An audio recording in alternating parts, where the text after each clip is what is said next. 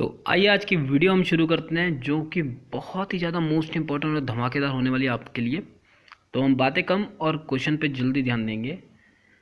केंद्र व राज्य वित्त विवादों का निपटारा कौन करता है?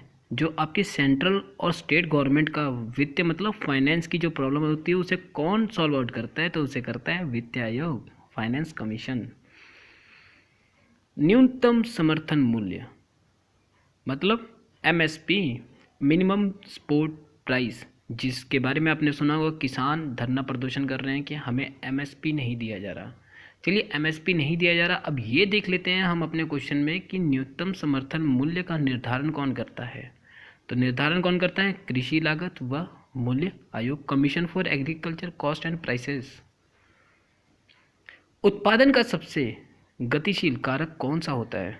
जो आपकी प्रोडक्शन होती है, गतिशील मतलब तेज़ी से, जो आपकी प्रोडक्शन है वो तेज़ी से कब हो सकता है? कौन सा ऐसा कारक है, कौन सा उसका महत्वपूर्ण पार्ट है?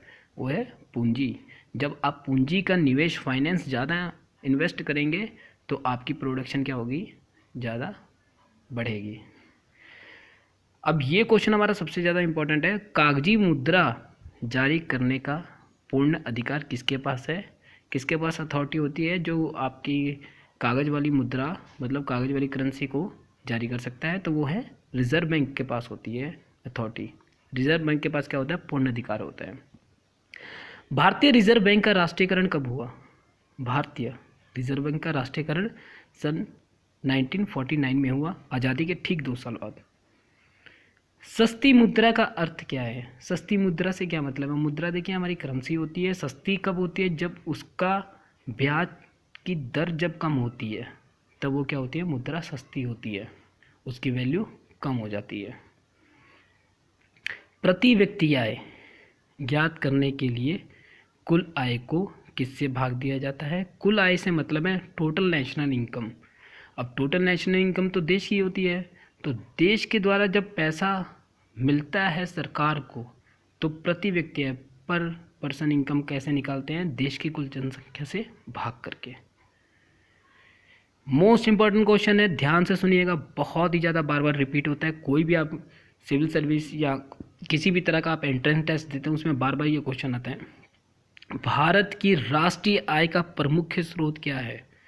जो इंडिया की नेशनल इनकम है उसमें सबसे ज़्यादा महत्वपूर्ण किसका स्थान है? तो वो है सेवा क्षेत्र का, सर्विसेज का, जिसमें क्या होती है? आपको ज़्यादा से ज़्यादा इनकम मिलती है। भारत में सबसे पुराना स्टॉक एक्सचेंज क्या है या कौन सा है? तो बॉम्बे स्टॉक एक्सचेंज है वो। अब देखिए मोस्ट इंपॉर्टेंट क्वेश्चन फिर से आपका रिपीट हो रहा है। योजना आयोग का गठन कब हुआ? प्लानिंग कमीशन कब बनाई गई? 1950 में, 1950 ईस्वी में। योजना आयोग का अध्यक्ष कौन होता है? ये सबसे ज़्यादा इम्पोर्टेंट है भैया। योजना आयोग का अध्यक्ष हमेशा प्रधानमंत्री होते हैं, प्राइम मिनिस्टर होते हैं।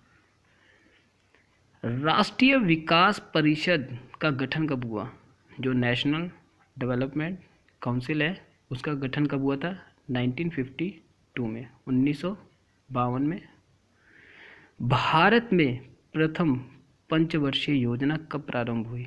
जो 5 साल की पंच योजना आपकी चलती है ना, वो कब सबसे पहले लागू हुई थी? 1951 में, नई दिल्ली में। 1951 में, सॉरी 1951 में, 1951, 1951 में। योजना अवकाश कब से कब तक रहा? योजना अवकाश से मतलब है ये अगले 5 साल बाद फिर से इसको रिकॉन्टिन्यू करना था, पर एक टाइम ऐसा आया जब 1966 से 1969 तक ये क्या था? स्टॉप था। भारत में वित्तीय वर्ष कब से प्रारंभ होता है? जो भारत में फाइनेंशियल ईयर होता है कब से स्टार्ट होता है? 1 अप्रैल से। सिर्फ अप्रैल फूल नहीं होता, 1 अप्रैल को आपका फाइनेंशियल ईयर भी स्टार्ट हो जाता है। भारत का केंद्रीय बैंक कौन सा है? जो भारत का सेंट्रल बैंक है, बैंकों का जो बैंक है वो कौन है? Reserve bank.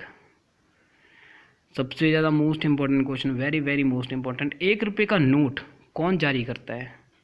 1 रुपये का नोट कौन जारी करता है? वित्त मंत्रालय, फाइनेंस मिनिस्ट्री 1 रुपये का नोट जारी करती है। पहला पूर्ण भारतीय बैंक कौन सा है? हमारा आखिरी क्वेश्चन और इम्पोर्टेंट क्वेश्चन, पहला पूर्ण भारतीय बैंक कौन सा है? तो पहला पूर्ण भारतीय बैंक आपका पंजाब नेशनल बैंक है।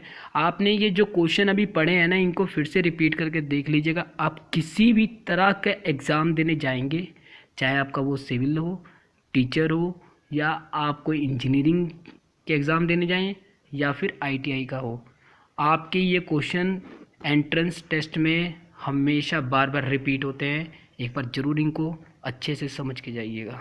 धन्यवाद।